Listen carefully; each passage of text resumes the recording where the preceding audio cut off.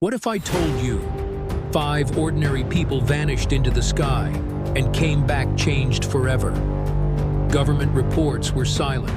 The media buried the stories. But what happened to them can't be explained. This is not science fiction. This is documented, and tonight we uncover it all. Welcome to Rise Remember, where forgotten truths rise and hidden memories resurface. I'm your host, and today we begin a journey into the unknown. These aren't movie scenes. These are real testimonies, from rural farms to military bases, from sleepy towns to midnight highways. These 5 alien abduction cases have left investigators, scientists, and even skeptics speechless. Stay with me, because by the end of this video, you'll be asking, how much do we really know about who's watching us? It all began with a strange light, in the middle of nowhere. It was the night of September 19th, 1961. Betty and Barney Hill, an ordinary American couple, were driving home through the White Mountains of New Hampshire after a short vacation in Canada. The road was empty, the sky was clear. But suddenly, they noticed a light. Not just any light. It moved. It pulsed. It followed. Betty, curious, thought it might be a satellite. Barney wasn't so sure. They pulled over.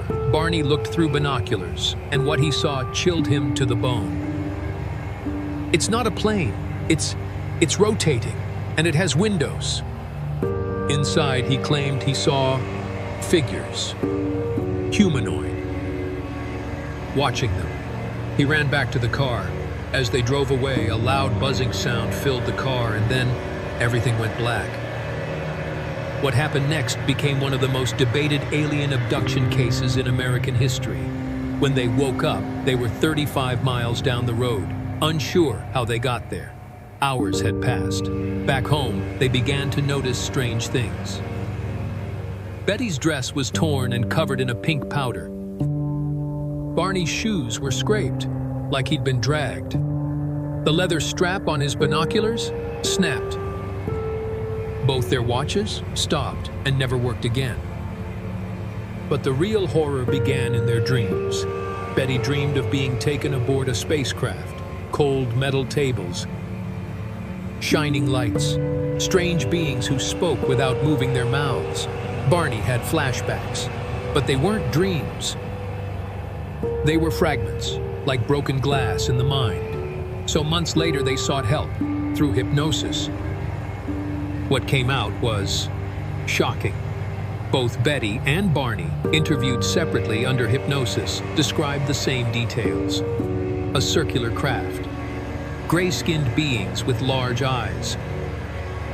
Medical procedures, samples taken, no pain, but no control. They remembered being examined, like lab rats. And one more detail. Betty claimed the leader showed her a star map, a diagram of where they came from. When she drew it from memory years later, an astronomer compared it to a known star system, Zeta Reticuli, a binary star 39 light-years away. The alignment? Shockingly close. But if this was real, why didn't the government step in? Or did they? The Hill story made headlines. It was the first widely publicized alien abduction in U.S. history. Skeptics dismissed it, but believers, they called it proof that we were not alone, and that someone was already here. But here's the real question. Why did their story match so many later abduction accounts, years before those accounts even existed? Was it a coincidence? Or were Betty and Barney Hill the first to survive? And remember, and just when people thought it was a one-time event, another man vanished into the woods. He didn't come back for 5 days, and when he did, he wasn't the same. He was gone for 5 days, no food, no water, no sign of life. But when he returned, he didn't come back alone. It was November 5th, 1975. A logging crew was finishing up work in the Apache Sitgreaves National Forest in Arizona. 7 men, 1 truck. Long day. As the sun dipped below the tree line, they packed up and started heading home. But just a few miles down the dirt road, they saw it. A glowing disc, hovering silently between the trees. Bright. Unmoving, humming with electricity. Travis Walton, just 22, jumped out of the truck. The others shouted for him to stop. He didn't. He walked closer, drawn in by something unseen, unspoken. And then, a blue beam of light struck him in the chest. His body flew through the air like a rag doll. Panic, screams, tires spinning. His crew fled. When they returned 15 minutes later, he was gone. No body. No blood, no sign of struggle, only silence. The next 5 days would become one of the most intense missing persons investigations in Arizona history. The 6 surviving crew members were interrogated, polygraphed, accused of murder, but their stories never changed. Each one claimed, "We saw him taken." The sheriff didn't believe it. The media mocked them. Locals whispered they were lying. But then, on day 5, Travis Walton reappeared, naked, dehydrated, and terrified, lying near a gas station.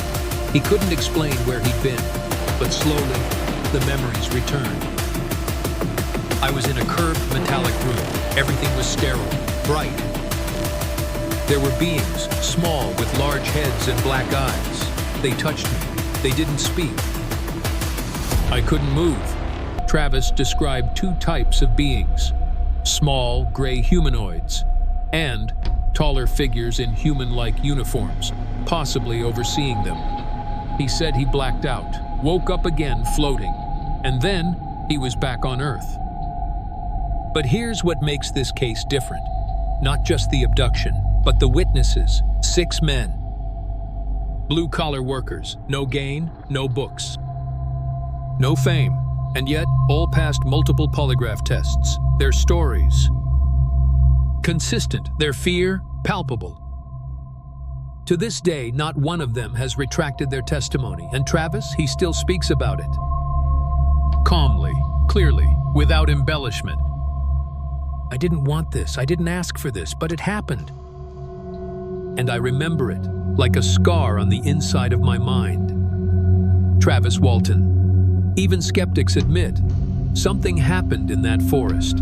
Whether it was a hoax, a mass hallucination, or genuine contact, no one has proven otherwise. And in 1993, Hollywood turned his story into a movie, Fire in the Sky, based on Travis's experience.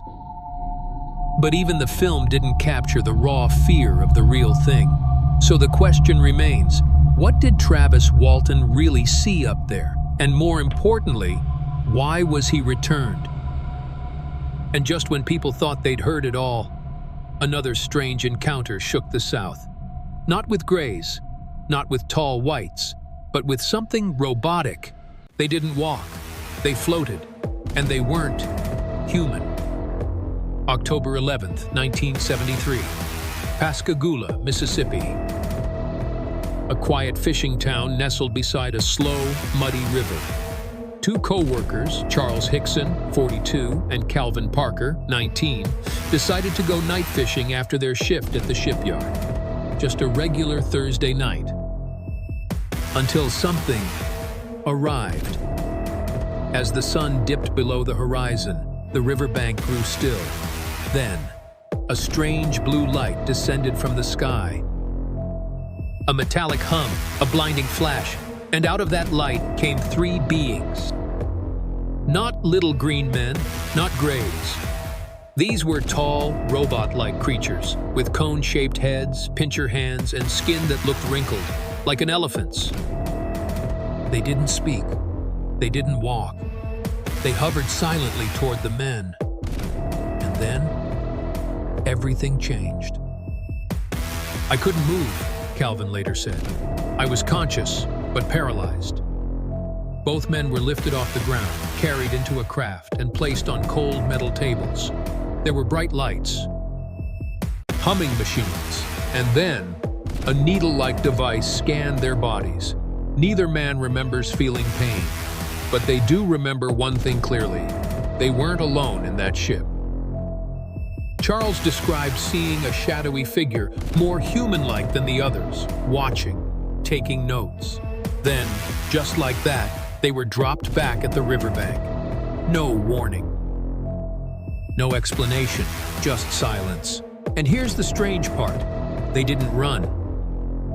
They didn't hide. They went straight to the police. That night, Sheriff Fred Diamond brought the two men in for questioning.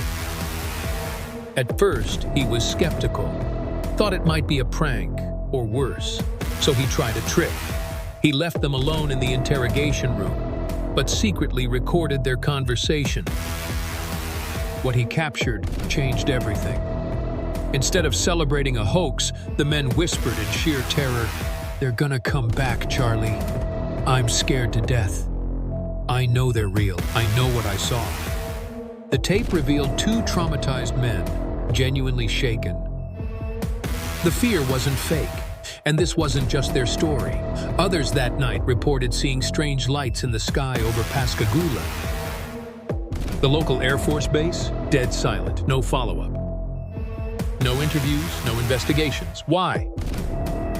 Calvin Parker would spend decades in silence, haunted by the memories. But Charles Hickson, he spoke publicly. He passed polygraphs. He stuck to his story until the day he died. In 2018, decades later, Calvin finally broke his silence. He published his account, detailed, emotional, unshakable. "I didn't ask to see them, but now that I have, I'll never be the same again." Calvin Parker. To this day, no one has proven it was a hoax. No motive, no inconsistencies, only fear.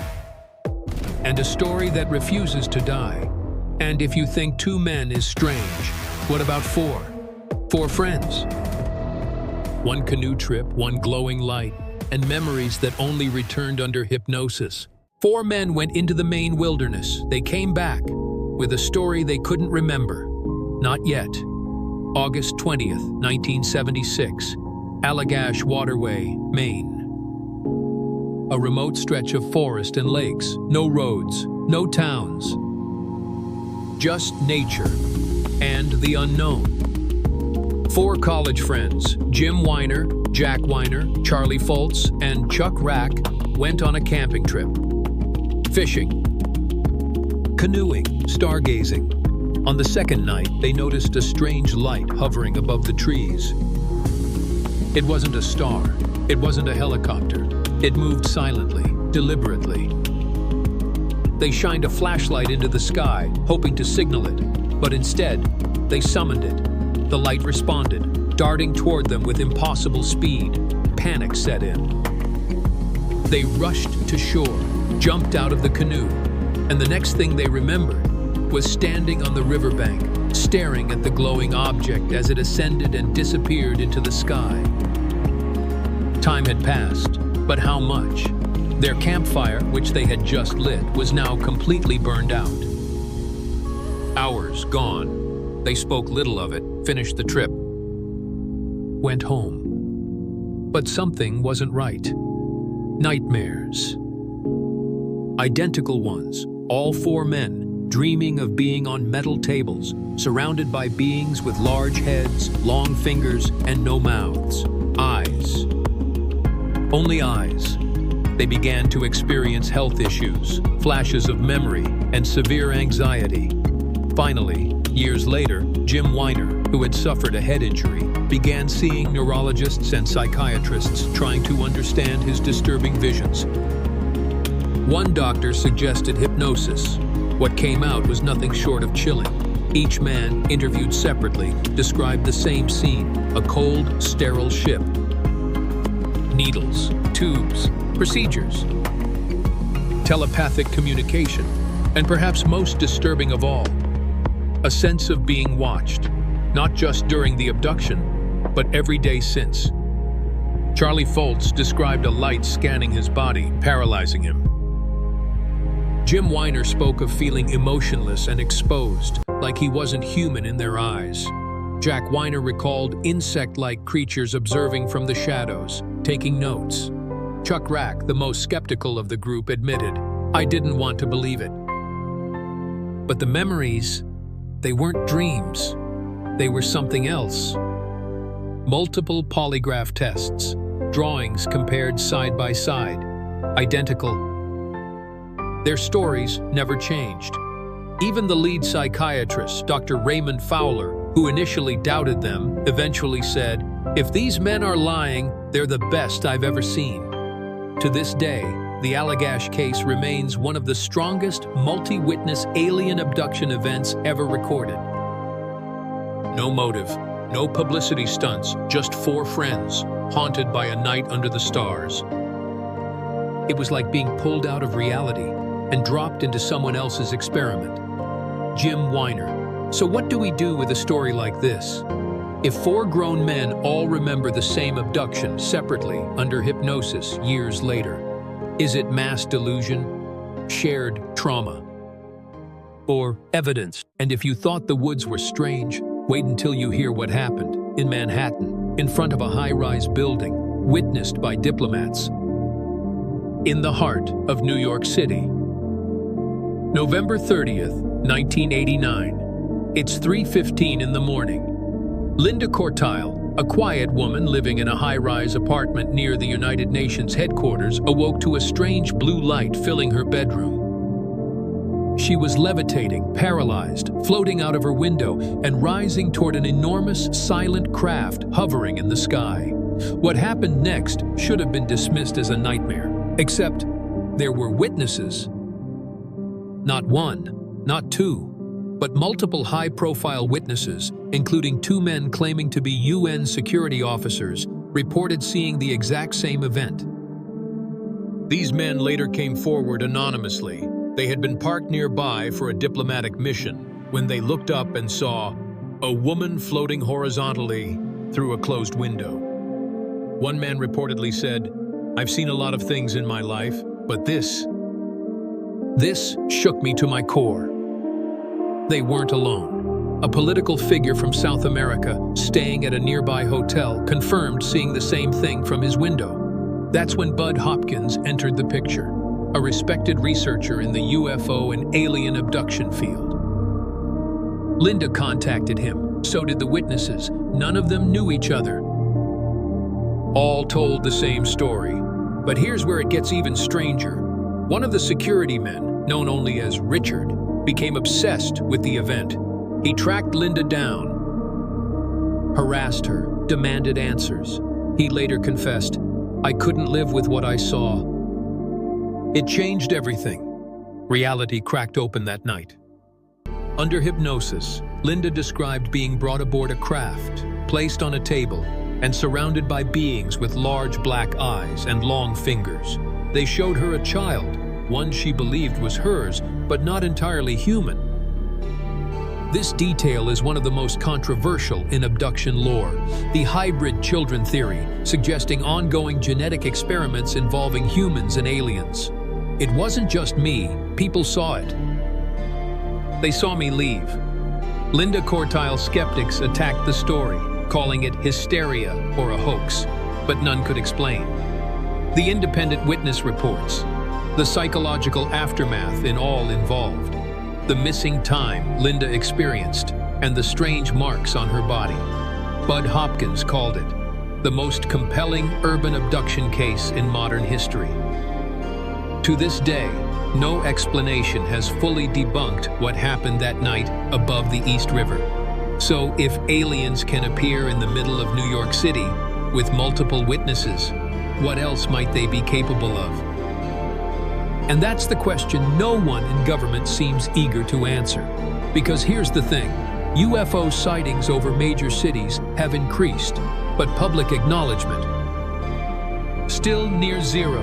Linda's case still divides the community. Truth? Hoax? Or something in between? But one thing's certain, more people are coming forward. And when you compare these 5 cases side by side, you'll notice something chilling. The same patterns, the same procedures, the same silence. Different names, different decades, different continents. But the stories are almost identical. Let's pause for a moment. So far, we've explored 5 of the most disturbing alien abduction cases in modern history. Different people, different backgrounds. Some were skeptics, some were spiritual. Some were young, some were aging veterans, but they all described the same things. 1. Missing time. They leave point A and wake up at point B hours later with no memory of how they got there. Watches stop, fires burn out, the clock resets, but their minds don't. 2. Medical procedures. Almost every abductee reports being laid on a cold metal table, surrounded by beings, watching silently, instruments scanning their heads, eyes, reproductive organs, and sometimes a strange insertion or sample extraction. Like we're lab rats, one survivor said, or worse, test subjects. 3. Paralysis telepathy. Abductees often can't move or scream, yet they remain fully conscious. Many recall being communicated with telepathically. No mouths move, but words appear directly inside their minds. Is this advanced technology? Or something beyond even that? 4. The others. Not just grays. While gray aliens are the most reported, many abductees describe a second presence. Tall, pale beings in human-like clothing. Insect-like creatures with intelligent eyes. Shadowy figures who observe but don't interfere. Are these different species or different ranks in the same hierarchy? 5. Physical evidence. Bruises, needle marks, and unexplained scars. Wounds that heal faster or slower than medically possible. Radiation burns or elevated white blood cell counts. Linda Cortile, Travis Walton, Calvin Parker. All had some form of lasting physical trace, but here's the part that no one can explain. The memories. Many of these people never remembered their abduction until months, even years later. Through hypnosis, dreams, and sometimes random flashes, they began to reconstruct what happened. How can strangers describe the same beings, the same ships, the same procedures? Is it cultural suggestion? Shared trauma? Or the result of a systematic program? There's a pattern, and patterns don't lie. People do, governments do, but patterns tell the truth. Anonymous MUFON investigator. So let's ask the question no one dares say out loud. What if these aren't isolated incidents? What if they're data points of something bigger, something global, and ongoing? And just when you think it couldn't go deeper, we open the files the government tried to keep buried. Blue Book, MJ-12, missing memos. Redacted truths. They told us it was nothing, but buried in dusty archives and declassified files was the truth they never wanted you to read. From 1952 to 1969, the U.S. Air Force investigated over 12,000 UFO reports. Their mission? Analyze sightings, calm public fears, and debunk everything. They concluded most cases were explainable. But here's the catch. 701 cases remained unexplained. And guess what? That's still the official number, more than 50 years later. Among those cases, multiple pilot encounters, close-range radar confirmations, civilian sightings corroborated by military personnel. But instead of digging deeper, the program was shut down. Or so we thought, because behind the scenes, another name began to appear, one that wasn't supposed to exist at all. Majestic 12. In the late 1980s, a mysterious document was leaked, allegedly a top-secret briefing from President Eisenhower in 1952. It claimed the formation of a covert committee tasked with recovering crashed alien craft, studying extraterrestrial bodies, controlling public narratives about UFOs. The group, MJ-12. Members, high-ranking military, intelligence, and scientific elites. The U.S. Government called the document a forgery, but independent researchers, they found matching signatures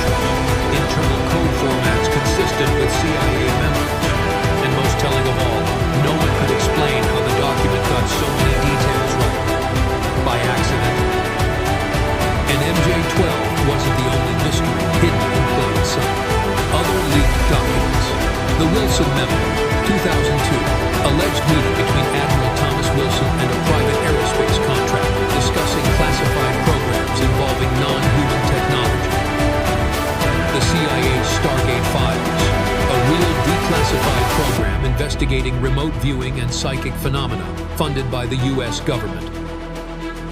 And the Pentagon's AATIP program, Advanced Aerospace Threat Identification Program, exposed in 2017 by the New York Times. Yes, a real funded investigation into UFOs that ran for years in secret. We were told there was nothing to see, but they spent millions of dollars investigating nothing? Investigative journalist Leslie Keane. So what does this all mean? It means that for decades, the same people who told us to stop asking questions were asking those same questions themselves, in private. With funding, with silence. And now that some documents have been released, the question becomes, what's still hidden? What files remain classified? And what are they afraid the public will find out? Because if the pattern is real, and the government has known, then we must ask, we've laughed, we've dismissed, we've looked away. But what if, this time, we shouldn't? Let's stop and breathe for a second. You've just heard 5 of the most chilling alien abduction cases.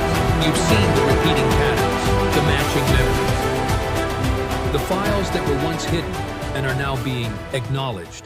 So now comes the question no government official wants to answer. What happens if it's all true? If even one of these stories is real, then we are not alone. We never were. That would mean our planet is monitored, maybe even visited. Our species is not the most advanced here. Our history may have been shaped by unknown hands. The implications? Devastating, liberating, or both. What happens to religion, to politics, to science? If we accept that Earth is not the center of intelligent life, imagine world leaders admitting, yes, we've had contact. Yes, we've studied their technology. No, we didn't tell you. How would people react? Riots, panic, or worse, mass distrust in everything we thought was true. Suddenly, Newton, Einstein, Hawking, all brilliant, but incomplete. What if they know how to bend gravity, how to fold space-time, and how to manipulate biology?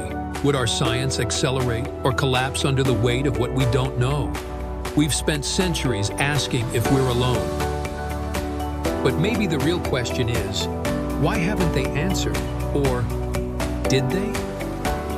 Fear, wonder, identity crisis. If we are not alone, then who are we? Why are we here? Are we the watchers or the watched? And most chillingly, have we been lied to not for our safety, but for theirs? Or perhaps they've never left. And we are the ones just now beginning to wake up. Because here's what no one wants to say out loud. Maybe contact already happened. Maybe it's not about if, but about how long they've been here and what they want. And if the truth is so big, so strange, so deeply buried, then the only way forward is to keep asking. In every myth, every mystery, every redacted file, there's always something missing. A piece they never let us see. And that's exactly why we have to keep asking. Let's be honest. The stories you've just heard, they're wild, disturbing, hard to believe. And yet they don't go away. Why? Because they're not alone. Not isolated, not random. They come from housewives and military pilots, fishermen and politicians, farmers and city dwellers, from the 1960s to last week, and they all leave behind the same thing, questions that won't die. Why are the same beings described in different continents, decades apart? Why does missing time show up again and again? Why do abduction memories appear only under hypnosis, and why are they always so similar? Why would governments spend millions investigating something they publicly mock? And here's one no one dares ask out loud. If it's all fake, why are the people so scared? Why do abductees wake up screaming decades later? Avoid wooded areas, bright lights, silence. Pass polygraphs but still say, "I wish it wasn't true." Because belief isn't what drives them, it's memory. Whether it's real or imagined, the experience is deeply real to them. So real, it never leaves. And if even one of them is telling the truth, we owe it to all of us to find out. We ask not because we're paranoid, but because history has shown us the truth is often hidden, the truth is often strange, and the truth is rarely what we were told. Every generation asks hard questions about the stars, about the soul, about what lives just beyond the light. And if we stop asking, then we stop being human. It's not about proof anymore. It's about possibility and the courage to keep looking. So what do you believe? Are these just stories, or are they breadcrumbs pointing towards something we're not ready to understand? In the final part of our journey, we'll bring it all together. A reflection, a challenge, and maybe a quiet whisper that you're not alone in wondering. You made it to the end, and maybe, just maybe, that tells me you're one of the few who still dares to ask. Thank you for being here, for listening, for thinking. Not everyone makes it this far. Not everyone wants to look into the dark and keep their eyes open, but you did. And maybe that's because a part of you already knows there's more to this world than we've been told, more than governments, more than textbooks, more than the nightly news. We've explored 5 of the most chilling alien abduction cases. We've uncovered patterns, lost time, classified files, and most importantly, we've asked the questions others were too afraid to speak aloud. And now, it's your turn. What do you think? Do you believe them? Do you think the truth is still out there, buried beneath red tape and denial? Or maybe you've seen something too. Maybe you've had a dream you couldn't explain. Or a moment that made the world feel off. If so, you're not crazy. You're not alone. You're exactly where you need to be, because this isn't the end of the story. It's just the beginning of yours. Drop a comment below and tell us which story shook you the most. What do you think is really going on? We read every comment. And this channel, this community, is built for people like you. People who ask, people who wonder, people who remember. Don't forget to like, subscribe, and hit the bell. Because in the next video, we're going to explore Roswell 1947, UFO crash or government cover-up. And trust me, you won't want to miss what we found. This has been Rise Remember. Until next time, keep watching the skies, keep questioning everything. And whatever you do, don't stop remembering.